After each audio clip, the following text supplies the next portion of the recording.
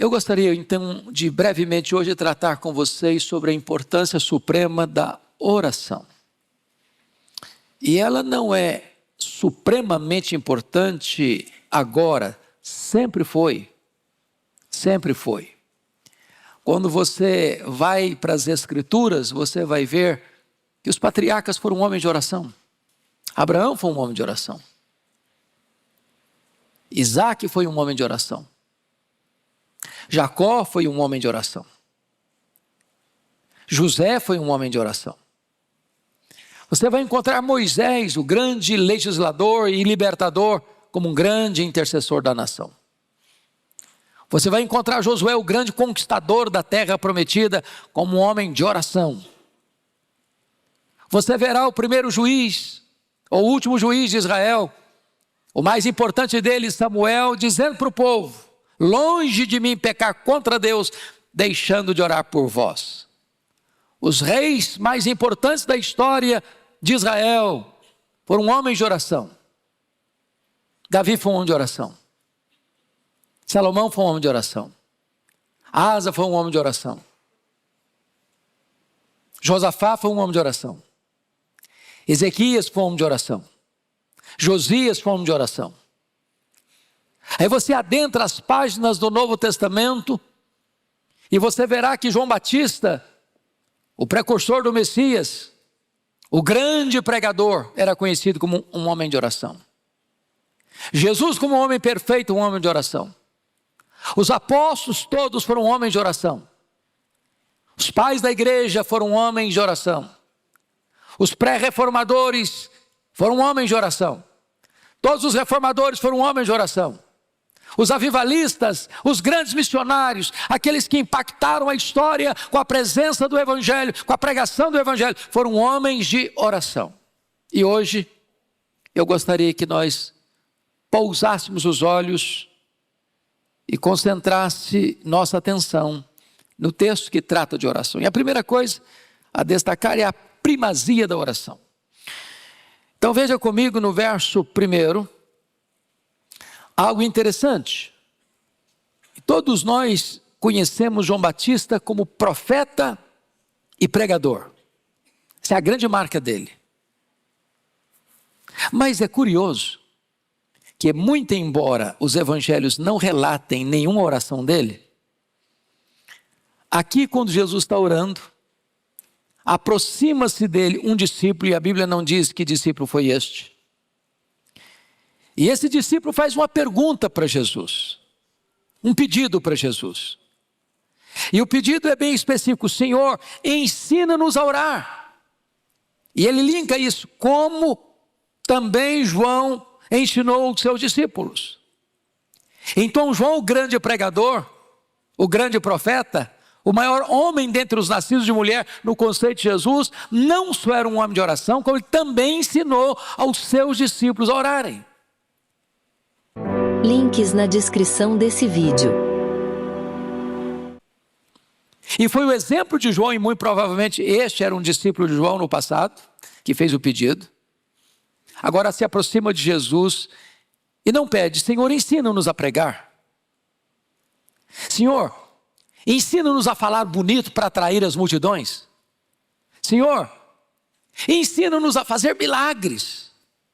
Não, o pedido foi este: Senhor, ensina-nos a orar. E por que eles fizeram esse pedido?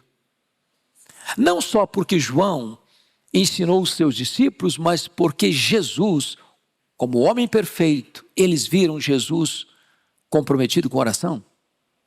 E o evangelista Lucas, que retrata a humanidade perfeita de Jesus, é o evangelista que mais destaca a vida de oração de Jesus. Ele orou no seu batismo. Ele orou quando a multidão vinha ao encontro dele para serem curadas das suas enfermidades. Ele se retirou para um lugar deserto para orar. Ele passou a noite toda em oração quando foi escolher os 12 apóstolos. Ele orou lá em Cesareia de Filipe, antes de fazer a pergunta para os discípulos: quem dizem os homens ser o filho do homem? Ele orou lá no Monte da Transfiguração, quando o seu rosto resplandeceu e as suas vestes resplandeceram como a luz. Ele orou por Pedro quando Satanás tentou enredá-lo, para peneirá-lo como trigo. Ele orou por Pedro. Ele orou no Getsemane, com um sangrento suor, na mais titânica batalha da história da humanidade. Ele orou lá na cruz, e por 2 vezes.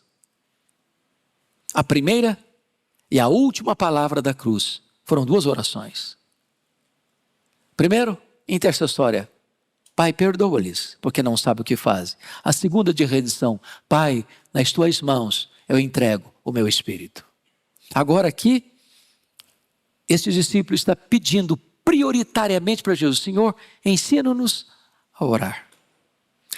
Talvez eu esteja falando aqui para homens e mulheres que têm longa experiência com Deus, anos de vida cristã.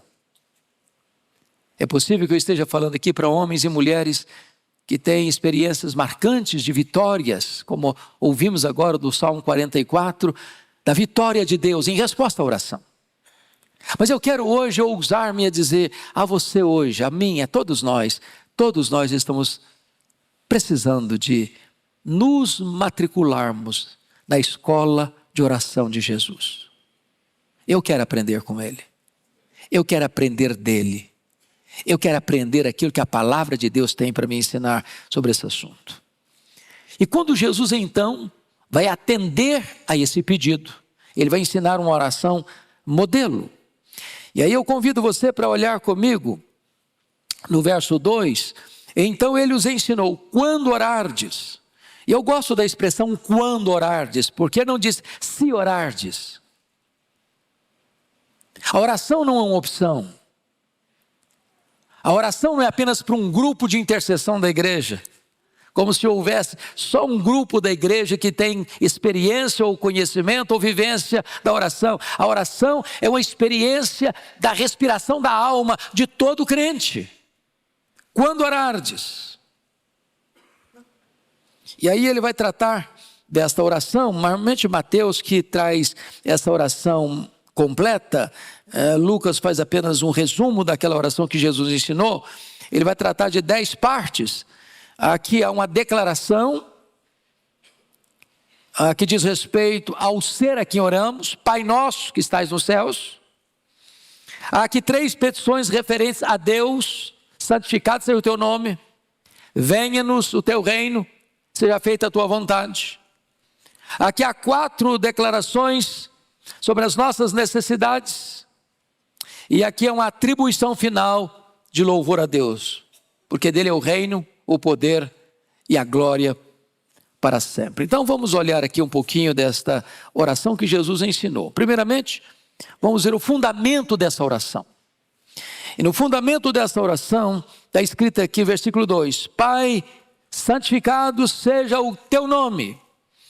E eu gosto dessa expressão, porque a primeira coisa que a oração vai ensinar para nós, e é tão importante isso, é que as nossas orações, via de regra, são muito focadas em nós e não em Deus.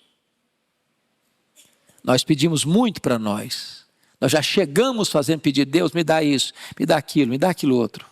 Abençoa minha vida, abençoa minha casa, abençoa minha família, abençoa meu emprego, abençoa minha empresa, abençoa os meus irmãos, abençoa os meus filhos, abençoa o meu cônjuge, abençoa. E eu estou pedindo para mim, porque eu penso que eu sou o centro do universo. E eu, nem você, somos o centro do universo. Deus é.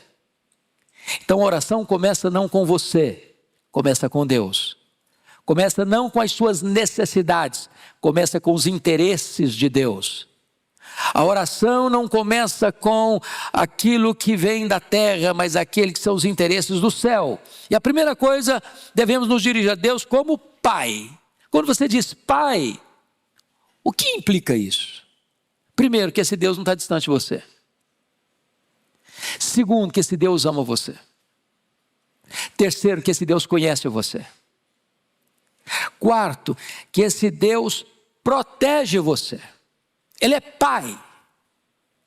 Você não está dirigindo a sua oração a um ser distante, inalcançável, que está lá longe, sem se importar com você. Ele é seu Pai. Agora nota, em segundo lugar, Ele é Pai nosso. E quando diz Pai nosso, significa que você pertence a uma família. que você não é o único nessa família, que você tem outros irmãos, que você pertence a uma família numerosa, que nós somos irmãos uns dos outros e somos filhos do mesmo Pai. Isso acaba com o exclusivismo. Terceiro, Pai nosso que estais nos céus.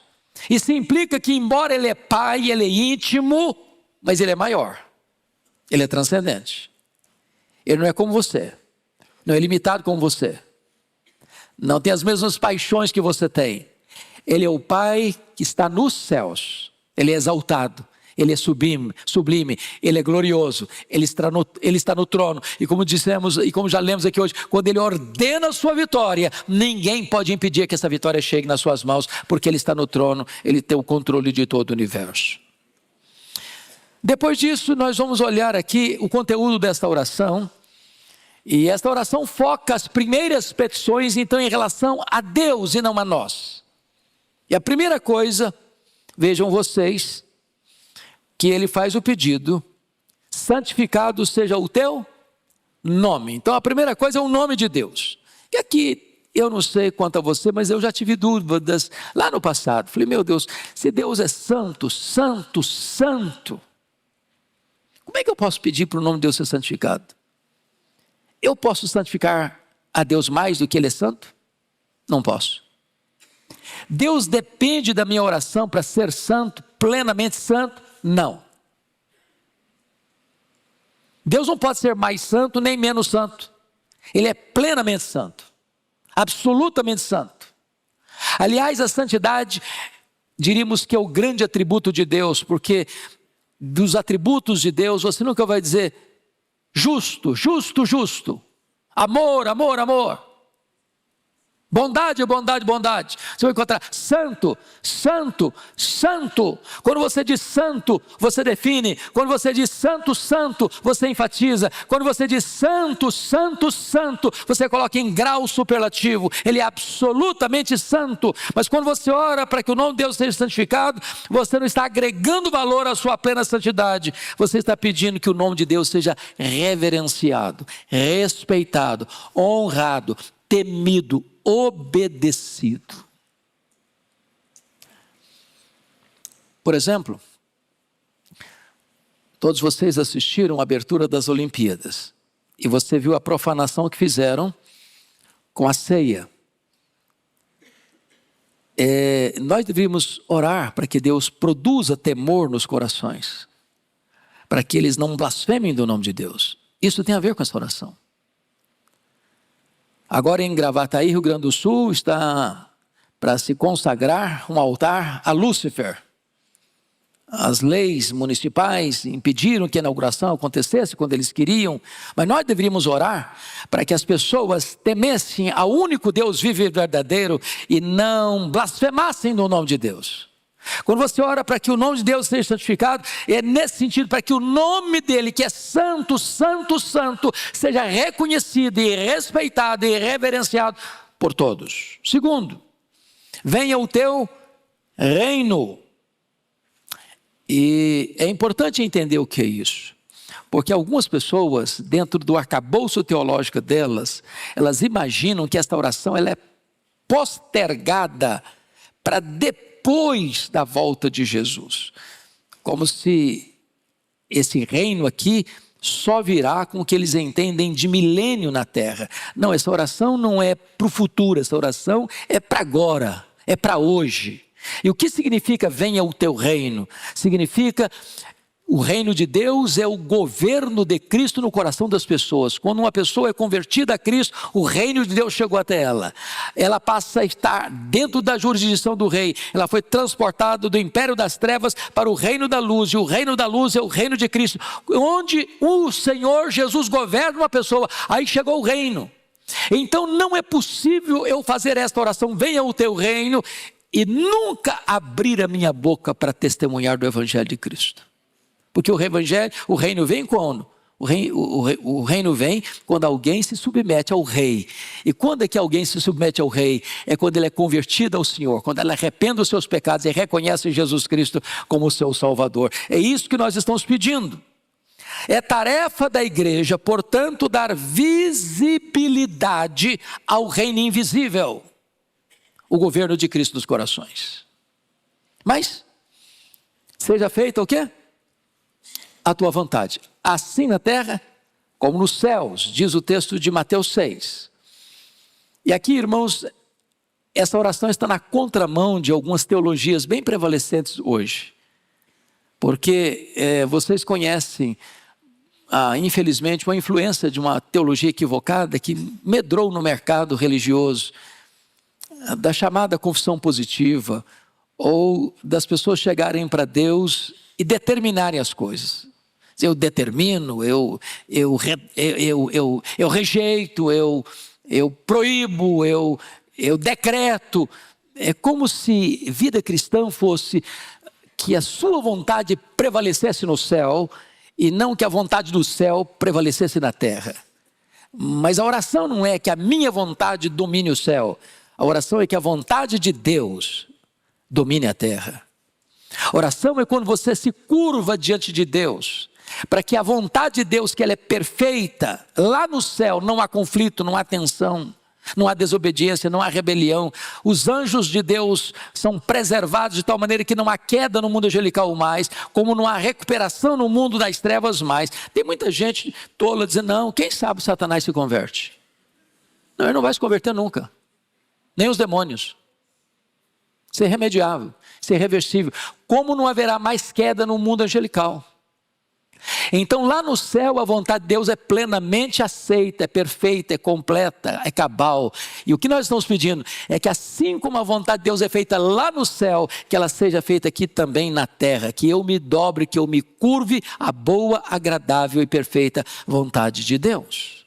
Então este é o conteúdo da oração, nas petições em relação a Deus. Mas agora, na oração de Jesus, ele vai trazer o conteúdo das petições em relação a nós. E tem 3 coisas aqui. Primeiro, necessidade presente, dívida passada, tentações futuras.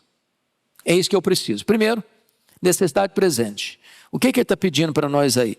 O pão nosso, cotidiano, dá-nos de dia em dia. Agora vamos entender algumas coisas.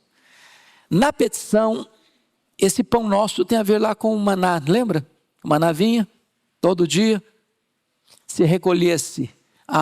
Essa semana eu quero dar uma descansada no final de semana, então vou recolher 3 dias para eu não ter que recolher maná todo dia. O que acontecia com o maná? Apodrecia. O que Deus queria ensinar ao povo? Que você precisa depender de Deus a cada semana, a cada mês, a cada ano? Não, todo dia. Então, outra coisa, ele não está pedindo o luxo nosso de cada dia. Ele está pedindo o pão nosso de cada dia. Outra coisa, não é um pedido egoísta, o pão meu. É o pão nosso. Implica aqui que eu tenho que ser o quê? Generoso. Terceiro, não é o pão para eu acumular avarentamente. É o pão nosso para eu distribuir generosamente. Então, o que o texto está querendo dizer é que Deus é o Deus que supre as nossas necessidades diárias e não a nossa ganância insaciável. Esse é o primeiro ponto. Por pão nosso de cada dia, é claro que está embutido aqui todas as nossas necessidades físicas e materiais. Quer dizer que Deus se importa em sustentar você, em prover para você o que você precisa. Segundo lugar, a dívida passada. Porque ele diz assim, perdoa-nos os nossos pecados. Lá em Mateus diz, perdoa-nos as nossas dívidas. Assim como nós temos perdoados aos nossos devedores. E aqui está falando que pecado é dívida e dívida é pecado. A pergunta que eu faço a você é, se é perdoa-nos, não é perdoa as dívidas, não, perdoa-nos as dívidas. Não é perdoa os pecados, perdoa-nos os pecados. Deus não está perdoando o pecado, Deus está perdoando você. Você já percebeu quando a gente vai ler o texto, a gente corta esse pedacinho? perdoa os pecados, não é perdoa os pecados, perdoa-nos os pecados, perdoa-nos as dívidas. A pergunta que eu faço a você é essa: qual é o tamanho dessa dívida que você e eu temos com Deus? Como nós poderíamos pagar essa dívida? Que dinheiro seria o suficiente para pagar essa dívida? Ou qual a montanha de sacrifícios que eu poderia fazer para quitar essa dívida? Quanto de oferta eu teria que dar para Deus para que essa dívida fosse quitada? E a resposta das Escrituras de Gênesis e Apocalipse é que eu não tenho como pagar essa dívida. Ela é impagável. Na parábola de Jesus, que ele ilustrou, é como se fosse uma dívida de 10 mil talentos lá no primeiro século, que representava 150 mil anos de trabalho, ganhando um denário por dia, que era o salário da época. Ou seja, impagável. E o que ele está pedindo? Perdoa-nos as nossas dívidas. De que maneira? Assim como nós perdoamos aos nossos devedores. Então Jesus condiciona o perdão da imensa e impagável dívida ao perdão que você precisa oferecer ao seu irmão. Não há perdão vertical sem haver a horizontalidade do perdão. Então, deixa eu dizer uma coisa para você aqui. Você está magoado com alguém? Está brigado com alguém? Está de cara virada para alguém? Tem tempo que você não conversa com fulano, com beltrano, com ciclano? Você daqui é tipo de gente que fala: pastor, eu sou porque eu não conheço a minha história. Se eu contar a minha história, o senhor vai me dar razão. Não dá para engolir o fulano. Não dá, não dá. Pois a Bíblia diz: você deve perdoar, assim como Deus em Cristo perdoou você. E se você não perdoar, não tem perdão para você. Jesus está ensinando o quê? A orar. Mas agora, além dessas dívidas passadas, agora tem as tentações futuras. E ele aqui coloca assim: não nos deixes cair em tentação. Mateus prossegue um pouquinho: mas livra-nos do mal, ou do maligno. Então, é muito importante entender, irmãos, que nós temos tentações.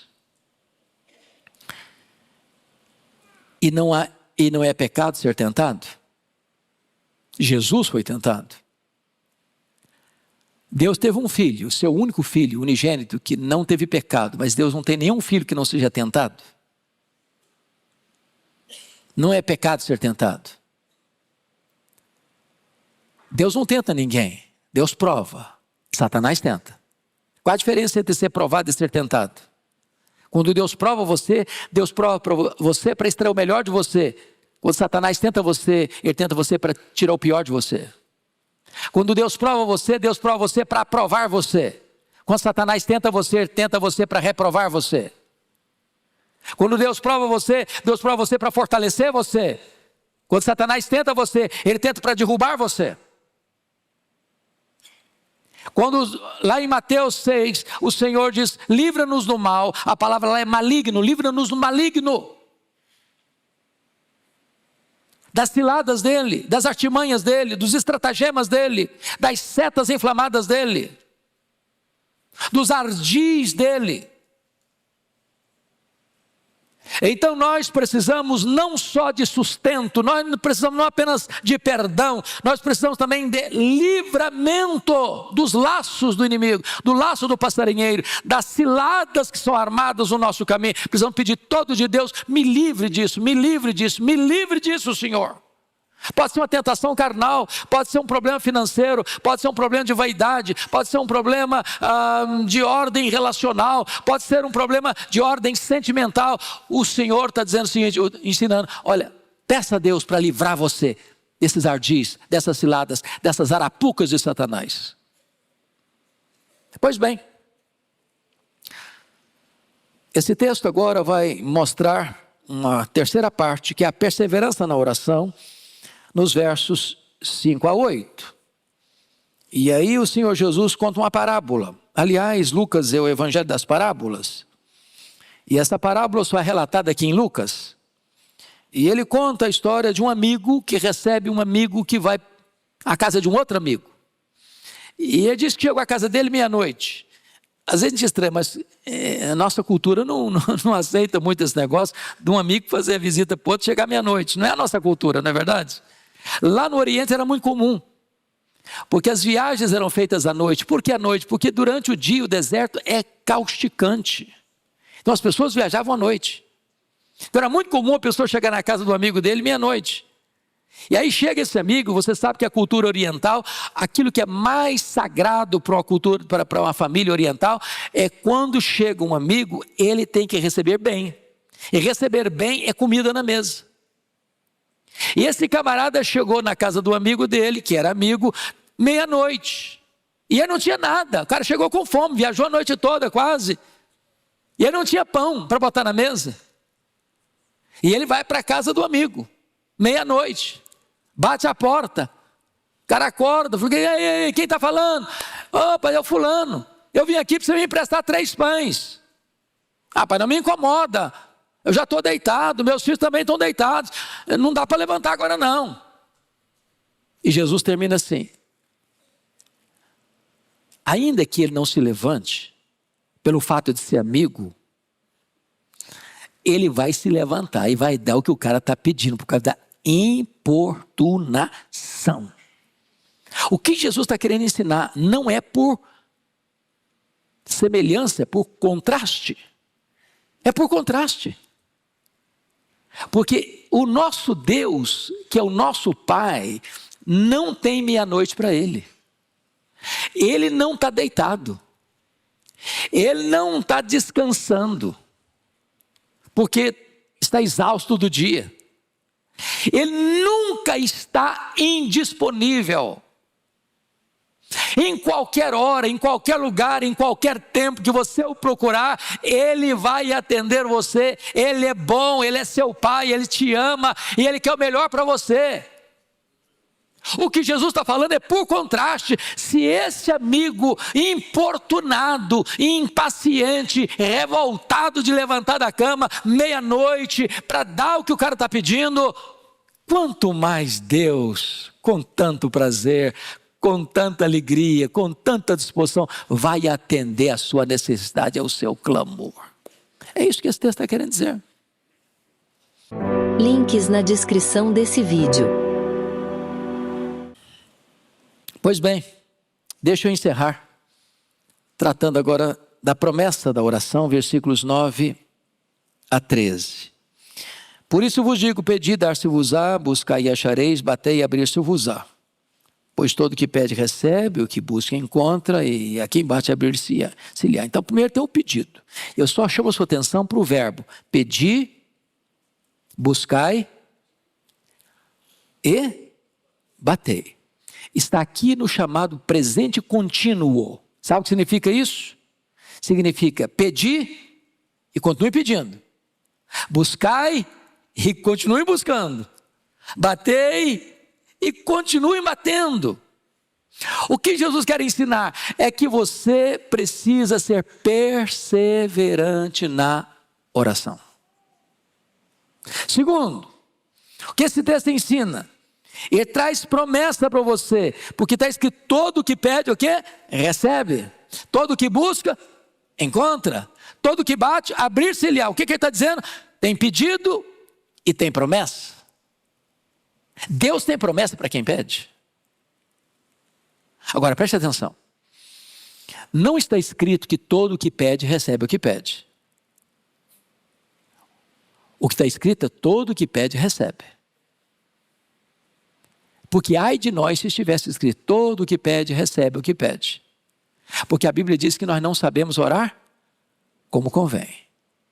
Às vezes nós pedimos uma pedra pensando que estamos pedindo um pão, às vezes nós pedimos uma cobra pensando que estamos pedindo um peixe, às vezes nós pedimos um escorpião pensando que estamos pedindo um ovo, às vezes nós pedimos o que vai nos destruir pensando que estamos pedindo o que vai nos dar vida. Então Deus não dá o que você quer, Deus dá o melhor.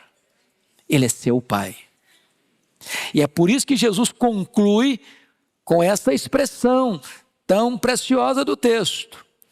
Versículo 11. Qual dentre vós é o pai, que se o filho lhe pedir pão, lhe dará uma pedra, ou se pedir um peixe, lhe dará em lugar do peixe uma cobra, se pedir um ovo, lhe dará um escorpião? Nenhum pai faz isso. Agora, Jesus admite uma coisa aqui, ele admite que você e eu somos maus. Se vós que sois maus, somos pecadores. Tem pai ruinzinho demais da conta, né? Tem pai que dá mesmo pedra para o filho. Tem pai que dá cobra mesmo para o filho. Tem pai que entrega escorpião mesmo para o filho. Nós somos maus. Mas mesmo sendo maus, a maioria de nós, se não todos nós aqui como pais, quem é pai aqui? Levanta a mão. Pai, levanta a mão. Eu tenho certeza disso. Vocês se desdobram para dar o melhor para seus filhos. A dor que lateja no corpo do filho dói mais em você do que nele. Se tiver um bife só para o jantar ou para o almoço, você vai dizer, eu perdi o apetite.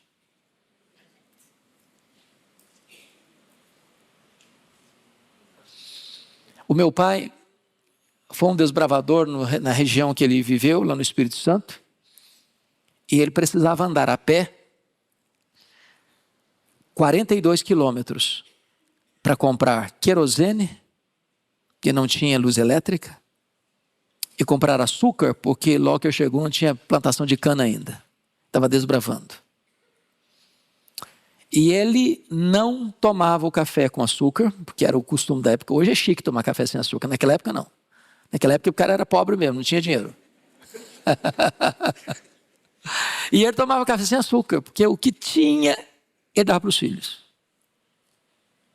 Então, nós, sendo maus, sabemos dar boas dádivas aos nossos filhos. E aí, por contraste agora, Jesus diz assim, quanto mais o vosso Pai Celeste vos dará o Espírito Santo a quem lhe pedirem. Note que Mateus diz as coisas boas, mas Lucas fala o Espírito Santo. Por quê? Porque o Espírito Santo é a maior e a melhor dádiva de Deus a você e a mim. Ele nos é dado em resposta à oração. Isso me deu uma pulsada na alma hoje, viu, Orival? Falei, meu Deus, nós já temos o Espírito Santo. Nós já somos habitados pelo Espírito Santo. Nós já fomos batizados no corpo de Cristo pelo Espírito Santo. Nós já fomos selados pelo Espírito Santo. Nós já temos o Espírito Santo em nós como o penhor da nossa redenção. O Espírito Santo já veio e para morar em nós, o nosso corpo já é o templo do Espírito Santo. O Espírito Santo está nos santificando, o Espírito Santo nos deu dons espirituais, o Espírito Santo produz em nós fruto, mas eu posso ter mais do Espírito Santo. E eu vou ter mais do Espírito Santo, ou o Espírito Santo vai ter mais de mim se eu pedir. Se eu pedir.